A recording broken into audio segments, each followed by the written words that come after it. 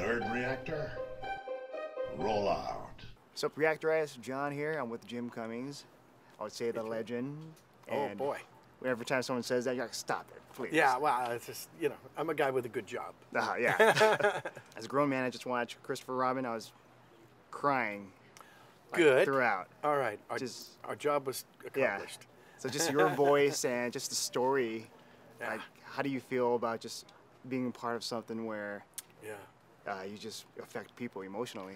Yeah, I really feel like it's magic. It's the Disney magic at its best. Mm-hmm. You know, I've often said that, you know, Pooh, Tigger, Eeyore, the 100 Acre Wood Gang, Christopher and company, once you tap into that energy, it's like a direct pipeline to your own childhood. You know, I mean, I still have my Davy Crockett hat from being a little guy. Yeah. And so it's just a beautiful thing to, you know, it's an honor for me. It's a privilege to bring these characters forward and to just share it with everybody. And I care so much about it. I want it to be good. I want it to be great. I want everybody to enjoy it and love it as much as I do. Mm-hmm. And I think Mark and Brigham and Kirsten, you know, the producers, all writers and everybody, they all pulled together and just had a beautiful vision and realized it magnificently. And I'm really glad that people are enjoying it. So I'm glad to hear that. Yeah. And I guess with like doing the cartoon and then the live action version, was it like exciting for you, like just to see that? Well, it was different. You know, they weren't falling over any waterfalls this time, or no hot air balloon, you know, escapes were necessary. And but it was so sweet because it was almost a period piece, if you think about it.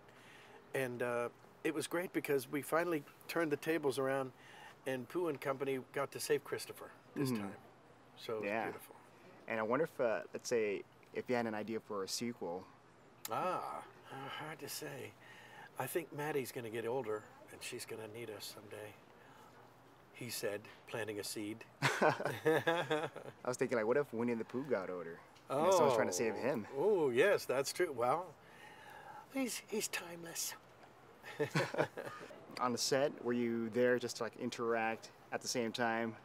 Or was it, like, ADR stuff? Well, it was a combination of different things because we had to record all the voice first, you know, and then they played it on set so that Ewan and everybody had something to play from. They used sort of little dolls, if you will, stand-ins held by the puppeteers, and then they did their thing, and then they animated on top of that, and they put in the lips and you know, and then you had to go back in and do the whole thing over again.